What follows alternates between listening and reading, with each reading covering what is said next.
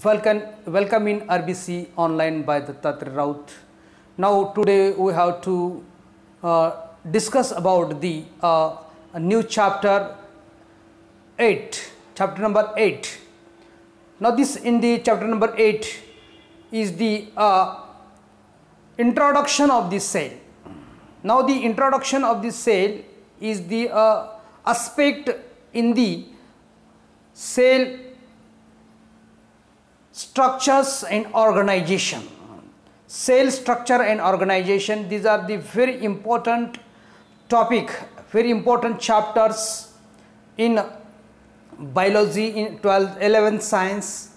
So in the RBC online is the regards to the biology, all the concept of the biology were clear in the RBC. All the solution of the biology in the available in RBC online. So in the cell, in the structure and organization, cell, हम cell के बारे में इस chapter में detail में पढ़ेंगे, the structure and the function of the cells. Now in the cell structure and function, chapter number 8 in NCERT CBSE board, chapter number 8, cell structure and organization. In the cell structure and organization, chapter number 8, in the cell structure and functions and the various parts of the cell. Now in the cell, to discuss about the discovery of the cell. In the discovery of the cells, there is a various scientists to discover the having the timelines of the discovery. In 1610, there is a firstly invented the microscope, invention of the lens, invention of the microscope. That will be is discovered Galileo, which is the firstly discovered, invented the in 1610, in year 1610 Galileo invented the microscope, that is known as the invention of the lens. Then after in 1665, later on after the 55 years, 55 साल के बाद Robert Hooke observed a thin slick of cork oat plant, जो कि dead plant cell थे, cork, silk of cork. Now the silks of cork of the oat, which is observed under the microscope, he described what he observed as a little boxes inside the microscope, under the microscope in the plant cell. Robert Hooke in 1665 observed the cells of cork oat plant, dead plant cells under the microscope. These are the Robert Hooke microscope. Under this scientist of the Robert Hooke, who observed the first dead plant cells under the microscope, Robert Hooke, जिन्होंने Robert Hooke ने 1665 में जो sales of cork, cork जो होते हैं plant stem के cork होते हैं, ओट प्लांट के कॉर्क के अंदर जो सेल पाए गए, उनका ऑब्जर्वेशन उन्होंने माइक्रोस्कोप में किया.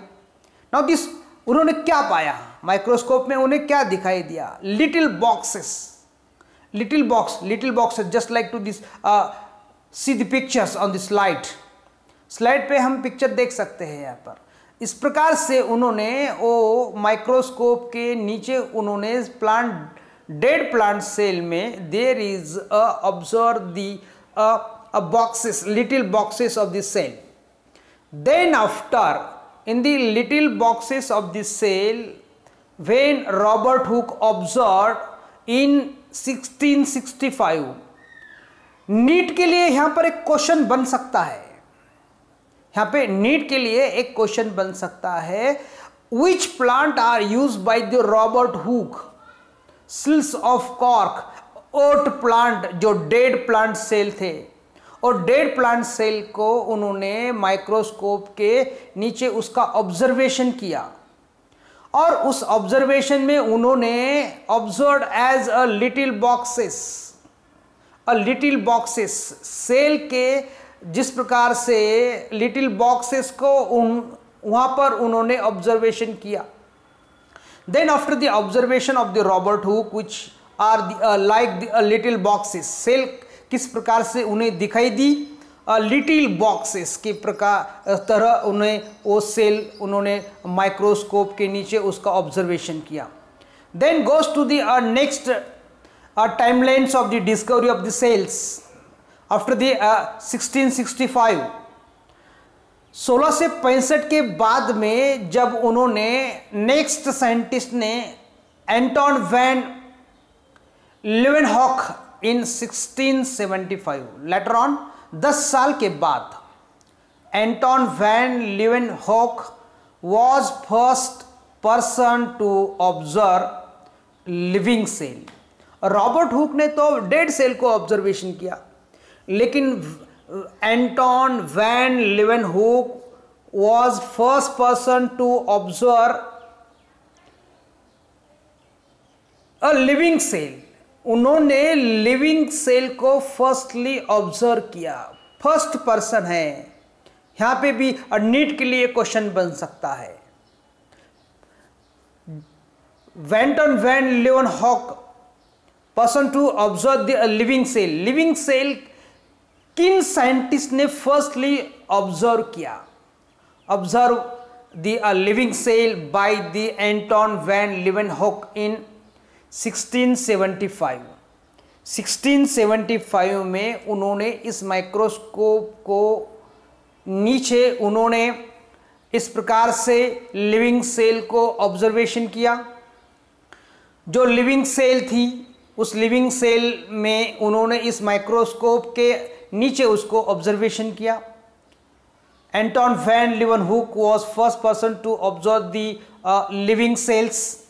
लिविंग सेल को ऑब्जर्व करते समय उन्होंने सेल के जो इंटरनल पार्ट्स है, जो उन्हें वो दिख नहीं पाए, लेकिन that will be a first living cell को उन्होंने क्या किया? ऑब्जर्व किया, उनका निरीक्षण किया माइक्रोस्कोप के नीचे. उन्होंने जब उसको लिविंग सेल को ऑब्जर्वेशन किया तो उसे that will be credited the work on the records of the Anton van Leeuwenhoek.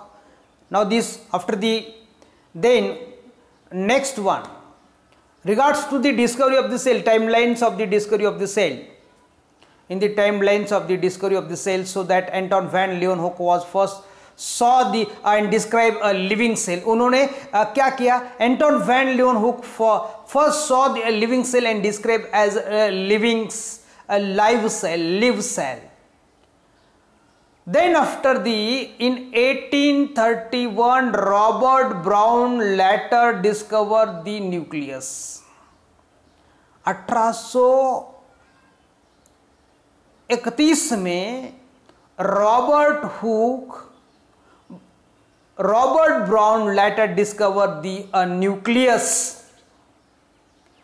The invention of this microscope and its improvement leading to the electron microscope revealed all the structural details of the cell.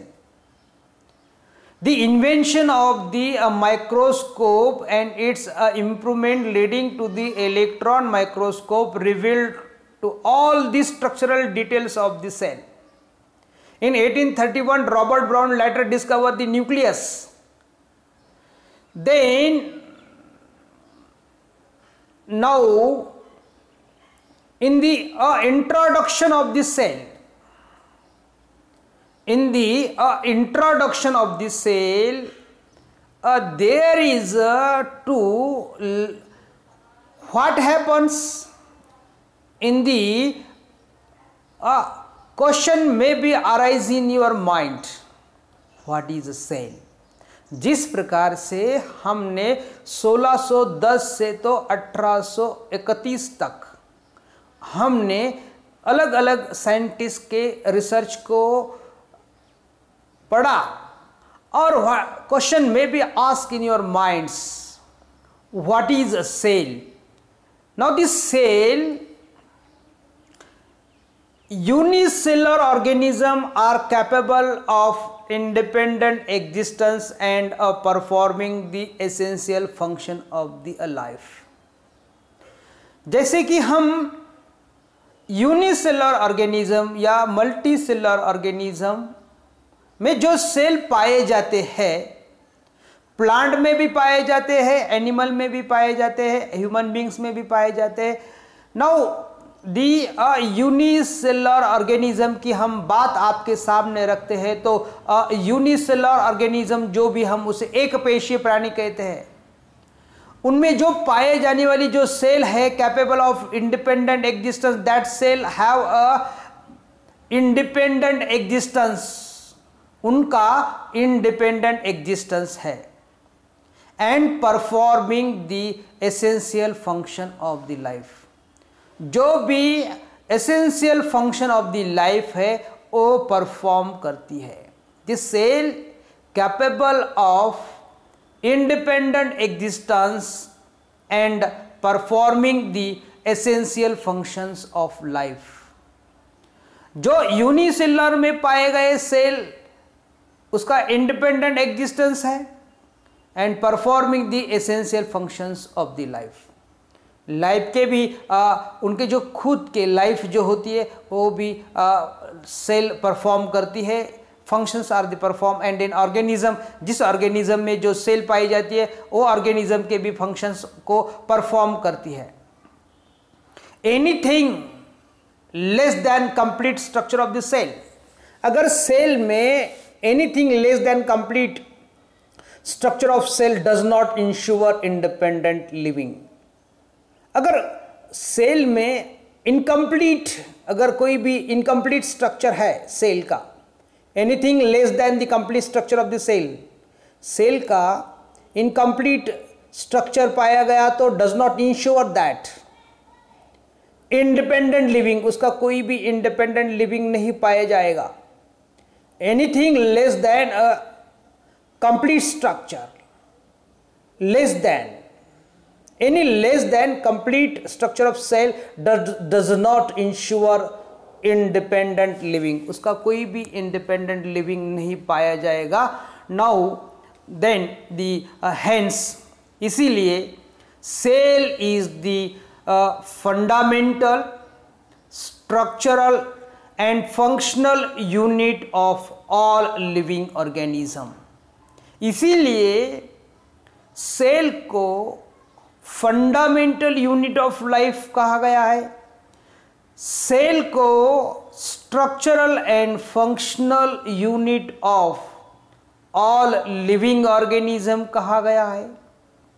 Cell is the fundamental structural functional unit of all living organism.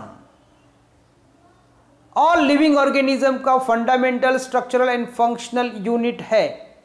So cell, what is a cell? Cell जो है उसका खुद का independent existence है, वो essential function को perform करती है. अगर सेल में कोई भी लेस देन कंप्लीट सेल, उस सेल का कोई भी अस्तित्व नहीं होता है, not ensure the independent living. So cell को fundamental structural and functional unit of all living organism कहा गया है. इसीलिए सेल को basic structural and functional unit of life, cell is the basic structural and functional unit of life कहा गया है। So in this cell have a independent existence performing the essential functions and which is the structural and functional unit of life. Then what happens to see cells clearly? अगर हमें कोई भी cell को clearly देखना है, to see cells clearly we need a microscope. हमें microscope के नीचे उसे देखना पड़ेगा, माइक्रोस्कोप की वहां पे हमें जरूरत पड़ेगी। Cell clearly we need to a microscope. Large cell can be seen. Large cell को हम seen through the simple microscope, simple microscope के माध्यम से हम लार्ज सेल को देख सकते हैं। But to see the smaller cell, अगर हमें स्मॉलर सेल को देखना है, to see the smaller cell we require compound microscope. हमें कंपाउंड माइक्रोस्कोप की वहाँ पे जरूरत पड़ेगी। अगर लार्जर सेल को देखना है तो सिंपल माइक्रोस्कोप से हम देख सकते हैं। अगर स्मॉलर सेल को हमें देखना है तो हमें किस प्रकार का माइक्रोस्कोप की जरूरत है? कंपाउंड माइक्रोस्कोप की हमें वहाँ पर जरूरत पड़ती है। That will be need a compound microscope. We require the compound microscope. Simple microscope can magnify image. Simple microscope image को कितना मैग्नीफाई करवाता है? 50 to 100 टाइम्स। अगर कोई इमेज है, लार्जर सेल है, तो उसे मैग्नीफाई करवाना यानी कि उसे बड़े साइज में देखना। Magnifying image 50 to 100 times, but a compound microscope, अगर हम अदर हैंड में कंपाउंड माइक्रोस्कोप को अगर कोई इमेज को मैग्नीफाई करवाते हैं तो उसका जो मैग्नीफाइंग जो टाइम्स रहता है 1000 times and more. Compound microscope can do magnify the image 1000 times or more। 1000 times और मोर इमेज को क्या करते हैं? मैग्नीफाइंग करते हैं। इमेज को मैग्नीफाइंग सिंपल माइक्रोस्कोप में एंड कंपाउंड माइक्रोस्कोप में अलग अलग हमें उसका जो मैग्नीफाइंग इमेजेस दिखाई देते हैं। In the microscope we use in the laboratory, जो लैबोरेटरी में यूज किए जाने वाले जो माइक्रोस्कोप है, a beam of light is use to make things visible. वहां पे beam of light is use to make things visible, hence it is called as light microscope. Light microscope को visible कोई भी लिविंग थिंग्स को that make a things visible, कोई भी things को visible करवाने के लिए जो लेबोरेटरी में जो माइक्रोस्कोप का यूज करते हैं, that will be use the beam of light and hence it is called the light microscope. वहां पे लाइट का यूज किया जाता है। लाइट माइक्रोस्कोप में बीम ऑफ लाइट का यूज किया जाता है to make a things visible. कोई भी थिंग्स को विजिबल करने के लिए वहां पे लाइट माइक्रोस्कोप का यूज किया जाता है। To see the interior of the cell, अगर सेल के अंदर के जो पार्ट है, माइक्रो पार्ट्स है, माइक्रो पार्टिकल्स है, interior of cell we need a electron microscope. We need electron microscope. It can magnify image 5 lakh times देखिए यहाँ पर simple microscope, compound microscope, light microscope and fourth one is the electron microscope. जो electron microscope होते हैं वो cell के interior part को visible करवाते हैं। To see the interior of the cell, cell का जो इंटीरियर पार्ट है that will be particles of the cell, organelles of the cell, cell के जो माइक्रो ऑर्गेनेल्स है उनको देखने के लिए see to interior of the cell we need a electron microscope. हमें वहाँ पर इलेक्ट्रॉन माइक्रोस्कोप की ज़रूरत पड़ती है। It can magnifying the image, वहाँ पर magnifying the image 5 lakh times more, 5 lakh times more वहाँ पे इमेज हमें दिखने को मिलती है। इस प्रकार से इस चार प्रकार के जो माइक्रोस्कोप है हमने उसी प्रकार को देखा है। लाइट माइक्रोस्कोप है, सिंपल माइक्रोस्कोप है, इलेक्ट्रॉन माइक्रोस्कोप है, then goes to the compound microscope. Light microscope को हम अगर that will be see in the image, इस प्रकार से लाइट माइक्रोस्कोप होता है।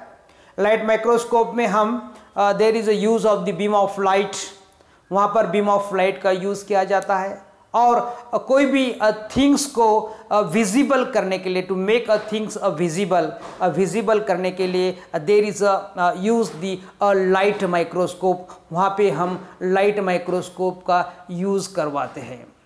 देन दिस लाइट माइक्रोस्कोप में हम पाए जाने वाले जो भी पार्ट्स है, जैसे कि हम लेंस है that will be use the platforms है, फाइन एडजस्टर है, there is a use of the objectives and there is a number of magnifying the parts of the microscope, how to operate the microscope.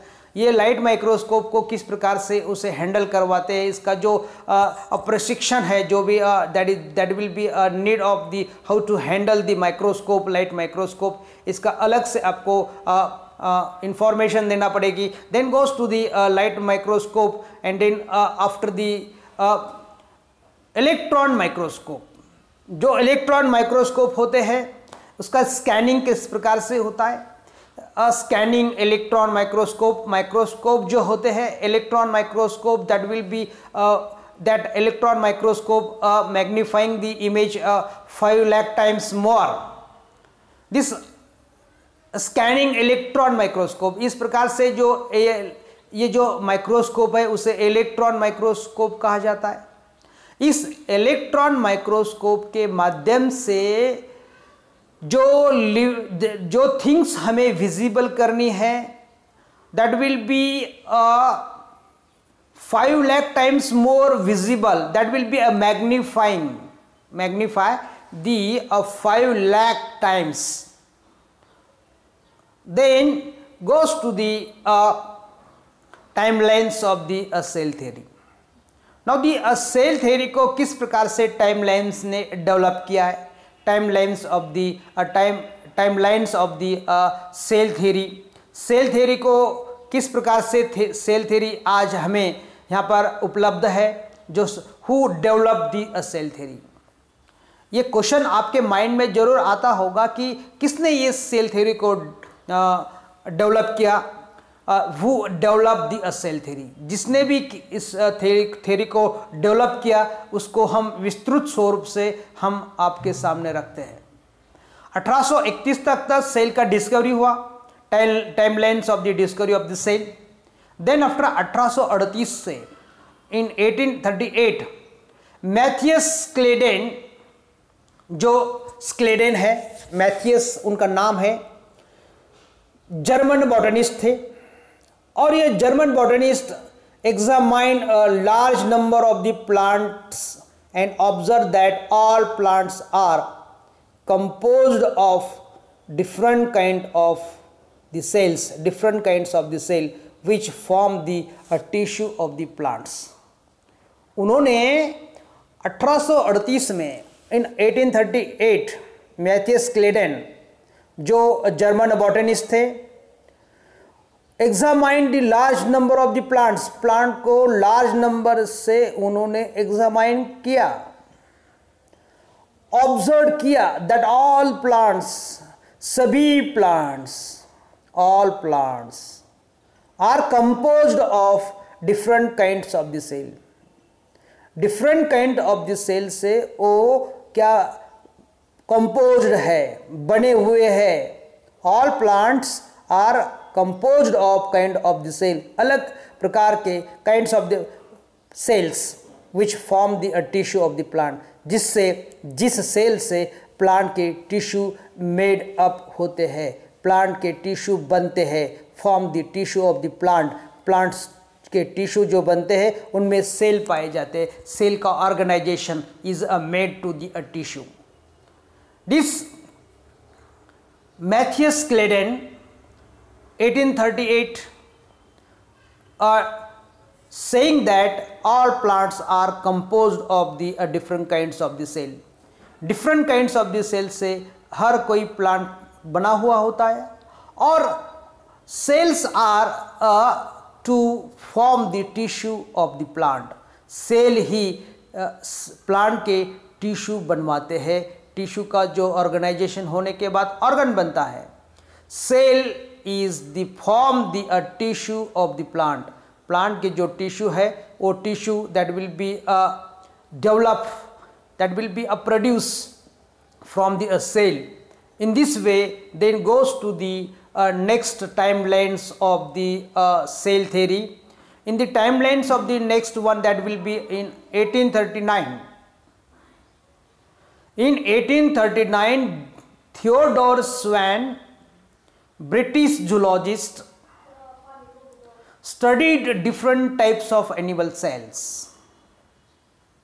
British zoologist जो कि Theodor Schwann, जो British zoologist थे, उन्होंने animal cells को study किया।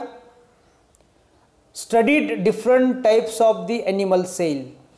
Different animal cell को उन्होंने study किया एंड रिपोर्टेड दैट, उन्होंने ये रिपोर्ट करवाया, reported that this cell had a thin outer layers, जो कि सेल को बाहर से बाह्य कवच में उन्हें थीन लेयर पाई गई सेल में, which is the today known as उस thin outer layer of the cell, thin outer layer of the cell which is the today known as the plasma membrane, उसे हम प्लाज्मा मेम्ब्रेन कहते हैं, which is the today known as the plasma membrane, उसे हम plasma membrane कहते हैं। He also concluded based on his studies, उनके studies के बेस पर उन्होंने ये भी कंक्लूडेड करवाया, ये भी कंक्लूजन करवाया on plant tissue that the presence of the cell wall is a unique character of the plant cell. Plant cell में उन्होंने ये भी पता लगवाया कि जो प्लांट में जो सेल पाए जाते हैं, there is a presence of the cell wall. Presence of cell wall is a unique character of the plant cell, जो कि ये यूनिक कैरेक्टर है प्लांट सेल का, जो कि एनिमल सेल में नहीं पाए जाते। Plant tissue that the presence of the cell wall, presence of the cell wall is the unique characters of the plant cell, जो कि प्लांट सेल के यूनिक कैरेक्टर है। On the basis of this, Swan proposed the hypothesis that the bodies of the animals and plants are composed of the cell and products of the cell. Then after this, Swan proposed on this study of the plants and animals, make a hypothesis. That hypothesis is the bodies of the animals and plants, the bodies of animals and plant are composed of the cells, and products of the cells। Composed of the cells and the product of the cells से बने हुए होते हैं animals और plants. Plant की body और animal की body that will be composed of cells and the products of the cell. Then after what happens? Scladen and Swan togetherly formulated the cell theory. दोनों ने मिलकर एक सेल थ्योरी को develop किया। Scladen and Swan together formulated the cell theory, and this theory however did not explain, ये theory ने ये explain करने नहीं कर पाई, करने में फेल रही, असफल रही। Did not explain as to how new cells were form. New cells कैसे बनती है। Schleiden and Schwann together formulated that theory is not explain as to how new cells were form. New cells किस प्रकार से form होती है। Did not explain as to how new cells were form. New cells कैसे form होती है, ये information देने में असफल रहे। Then after in this Theodore swan and Schleiden theory is then goes to the timelines of the cell theory in after 1831, then goes to the 1839, then 1855 Rudolf Virchow first explained that the cells divided and new cells are formed from pre-existing cells। 1855 में Rudolf Virchow first explained that the cells divided, cell divide होती है, cell का विभाजन होता है, पेशी का विभाजन होता है। उन्होंने फर्स्ट टाइम बताया, उन्होंने फर्स्ट टाइम अपने वर्क, अपने स्टडी में ये बताया, a new cells are form, new जो सेल प्रोड्यूस होती है तो that will be produce from the pre existing cell, जो कि पूर्व अस्तित्व में होने वाली सेल से ही न्यू सेल का उत्पन्न होता है, उसका निर्माण होता है। प्री एग्जिस्टिंग सेल से ही उसका निर्माण होता है। इसी प्रकार से न्यू सेल्स का निर्माण होना, पूर्व जो सेल है, प्री एग्जिस्टिंग सेल है, उससे ही न्यूली सेल प्रोड्यूस होते हैं। Then he modified the hypothesis of the Schleiden and Schwann to gives the cell theory a final shape, cell theory as understood today.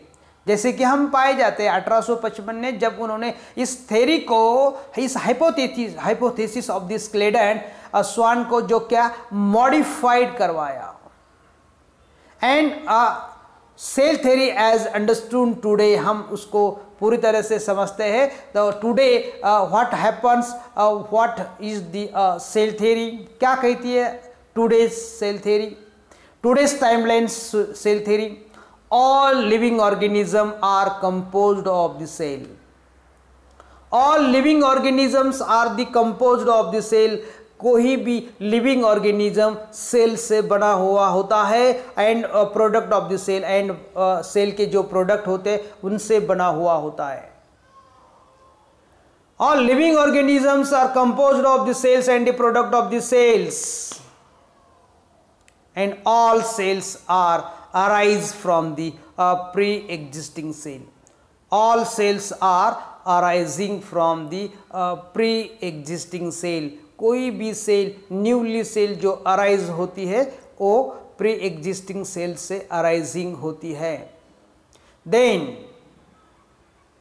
In later years advance research in cytology lead to modification in the cell theory, which is now known as the modern cell theory, जो कि later on, जैसे कि हम पता लगते हैं कि advance research होने के बाद, advance research in cytology lead to modification in the cell theory. Cell theory में बहुत सारे मॉडिफिकेशन हुए, which is now known as the modern cell theory. उसे हम मॉडर्न सेल थ्योरी से पहचानते हैं। Now this modern cell theory, Adolf Virchow, which are the giving the informations that is known as the newly cell are produced from the pre-existing cells. Then after the goes to the about the there are some exceptions to cell theory. कुछ exceptions जो है cell theory में पाए गए हैं, that will be exceptions to a cell theory like the viruses, जैसे कि bacteria है, वायरसेस है, फंजा है। उनमें कुछ एक्सेप्शंस है जो सेल थ्योरी में जो पाए नहीं जाते। Viruses do not have the cellular organisation. Viruses में कोई भी प्रकार का सेलुलर ऑर्गेनाइजेशन नहीं पाया जाता। There are some exceptions to cell theory like the viruses, and viruses do not have the cellular organization. Viruses में सेलुलर ऑर्गेनाइजेशन नहीं पाया जाता। Bacteria and blue green algae, जैसे कि हम बैक्टीरिया में भी कुछ एक्सेप्शनल केसेस हम सेल थ्योरी में है। Green algae, blue green algae are the prokaryotes, जो कि blue green algae and bacteria prokaryotes है, and they do not possesses the true cellular structure, जहाँ पर ट्रू सेलुलर स्ट्रक्चर नहीं पाया जाता बैक्टीरिया में भी। और ब्लू ग्रीन अलगी जो कि प्रोकैरियोट्स है, they do not possesses the true cellular structure, वहाँ पे ट्रू सेलुलर स्ट्रक्चर नहीं पाया जाता। देन आफ्टर सो फंजाई, जैसे हम फंजाई जैसे कि म्यूकर है, राइजोपस है, अलगा है, like the Vaucheria are tubular and multinucleated structures. Fungi में जो म्यूकर है, राइजोपस है, अलगा है, like the Vaucheria are have a tubular and multinucleated structure, जिनमें मल्टीन्यूक्लिएटेड स्ट्रक्चर पाए जाते हैं। These organisms have bodies containing undivided mass of the protoplasm, जिनमें undivided mass of the protoplasm पाए जाते हैं। These organisms have the bodies containing undivided mass of the protoplasm, जो protoplasm होते हैं उनमें undivided mass of the protoplasm पाए जाते हैं। जैसे कि हम एक्सेप्शनल केसेस जो थ्योरी में जो है, तो ये जो वायरसेस है, इनमें viruses do not have the cellular organisation, जिनमें सेलुलर ऑर्गेनाइजेशन नहीं पाया जाता। Then after goes to the bacteria, blue green algae, bacteria and blue green algae, जिनमें do not possesses the true cellular structure, जो blue green algae है, जिनमें cellular structure जो true cellular structure नहीं पाया जाता। जो बैक्टीरिया है जिनमें ट्रू सेलुलर स्ट्रक्चर नहीं पाया जाता। Now these are the bacteria जिनमें ट्रू सेलुलर स्ट्रक्चर को नहीं पाया जाता। Then goes to the mucor rhizopus, जो कि फंजाई लाइक म्यूकर है, राइजोपस है, जिनमें have tubular and multinucleated structure, जिनमें ट्यूबुलर एंड मल्टीन्यूक्लिएटेड स्ट्रक्चर पाए जाते हैं। यह है राइजोपस, जिनमें ट्यूबुलर एंड मल्टीन्यूक्लिएटेड सेल्स होते हैं। Then goes to the there are some exceptional cases in the cell theory, viruses, bacteria, fungi, and these are the having the undivided mass of the protoplasms. Then goes to the next one is the cell diversity. अगर हम cell diversity में जानते हैं, अगर cell plant में है, animal में है, ह्यूमन बींग्स में है, तो उसकी डाइवर्सिटी किस प्रकार से हमें देखने को मिलती है। तो सेल डाइवर्सिटी जो है the cell size varies greatly in various plants and animals. Cell size varies greatly in various plants and animals. Some of them are not visible to a naked eye. जो कि size and shape of the cell greatly have a variations greatly in various in plants and animals. Some of them are the not visible, जो कि हम आंखों से नहीं देख पाते, not visible to a naked eye. naked eye से हम खुले आंख से हम उसे नहीं देख पा सकते हैं. The smallest cell size can be seen in a mycoplasma. Mycoplasma में सबसे स्मॉलेस्ट सेल साइज को पाया गया. यहां पर नीट के लिए क्वेश्चन बन सकता है. The smallest cell size can be seen. Smallest size कहां पे पाया जा गया? माइकोप्लाज्मा में. उसका जो लेंथ है 0.3 metre in length. Then a bacterial cell size is a 3 to 5 metre. While the largest size cell of is seen as a ostrich egg, nearly 15 centimeters, and longest cells are the nerve cell. हम यहाँ पर देखते हैं smallest cell जो है which are the seen in mycoplasma. smallest cell कहाँ पे पाया गया? माइकोप्लाज्मा में जो बैक्टीरिया में है. Bacterial size 3 to 5 meters. longest cell, largest cell. Longest cell is the nerve cell. Longest cell are the nerve cells, and biggest cell is the ostrich egg. Ostrich में जो पाया गया, these are the nearly 15 centimeters in length. In the cell diversity,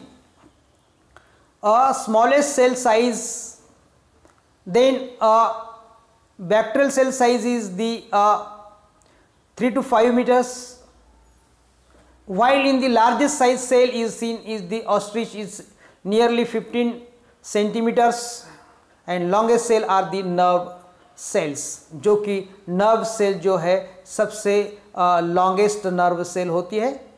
then in the nerve cells, longest cell, biggest cell is the ostrich में पाया गया.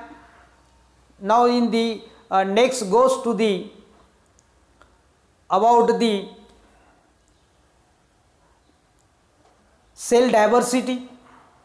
there is a no typical shape of cell. Size देखने के बाद हम अब shape को देखते हैं. शेप को ध्यान में रखते हुए, there is a no typical shape of the cell. there is a no typical shape of the cell. cell may be spherical. Cell अलग अलग शेप में पाए जाते हैं. spherical, rectangular, flattened, polygonal, oval, triangular, conical, columnar.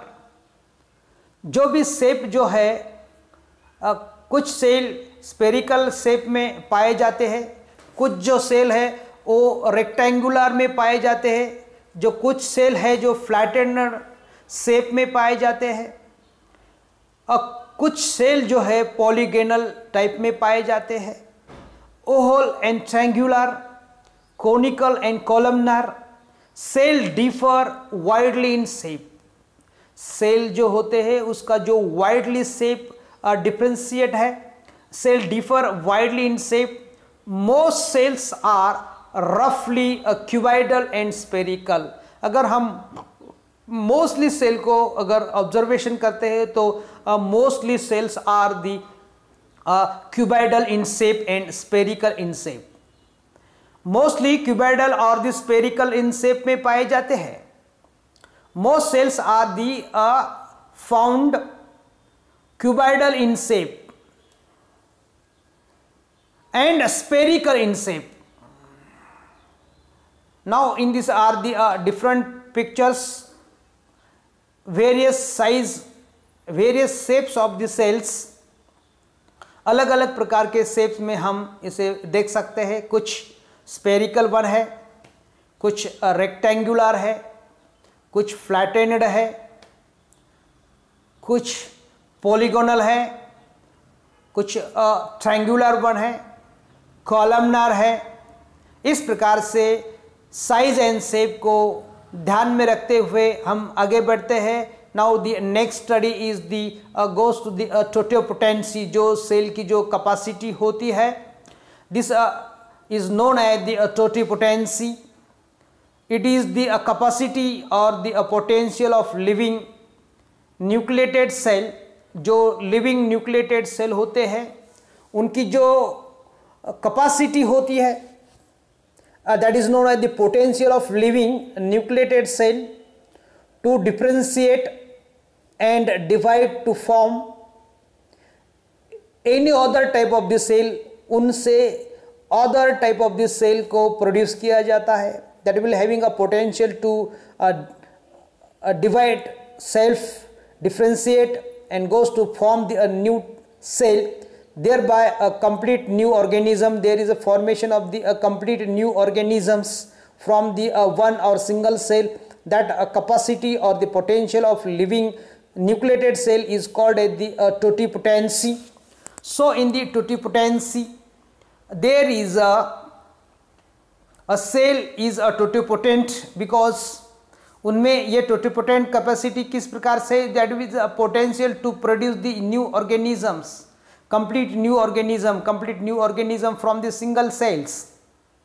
it has the entire genetic information of the organism in its nucleus, क्योंकि entire genetic informations of the organism in its nucleus। क्योंकि एक cell के अंदर जो न्यूक्लियस होता है उस nucleus में there is how entire genetic information, has the entire genetic information of the organism in its nucleus, so that every cell has a potential to produce complete new organisms। That capacity is known as the totipotent capacity, and this in totipotent capacity is used in the various fields in plant and also in animals। Totipotency capacity used to produce the new entire complete organisms। Embryonic animal cells are a totipotent and a term as this stem cell। जो भी embryonic animal cell होते हैं, embryonic under development में जो cell पाए जाते हैं, are having a totipotent, उनमें टोटिपोटेंट कैपेसिटी होती है, पोटेंशियल कैपेसिटी होती है। एंड उस सेल को हम स्टेम सेल से जाना जाता है, are known as the stem cells. How great medical applications including the cure for diseases.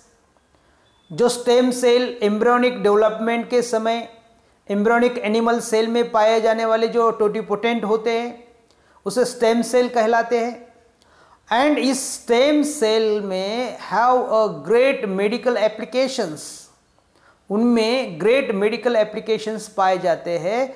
And that will be use to cure for diseases. उनमें डिजीज क्यूर करने की जो कैपेसिटी होती है, that will be disease free cells होते हैं।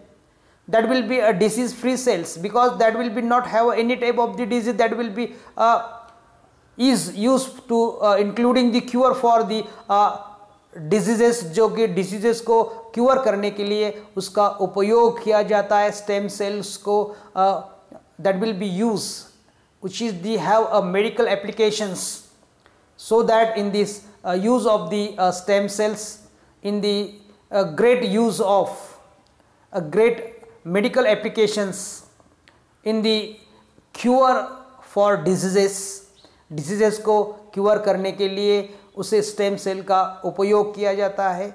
that will be a finish to this today's lectures। in this RBC online. If अगर आपको ये वीडियो पसंद आया तो ज़रूर इस वीडियो को लाइक कीजिए, इस मेरे चैनल को सब्सक्राइब कीजिए एंड अपने मित्रगण को, अपने सगे संबंधियों को आप ये वीडियो को शेयर कर सकते हैं। धन्यवाद। Thank you so much.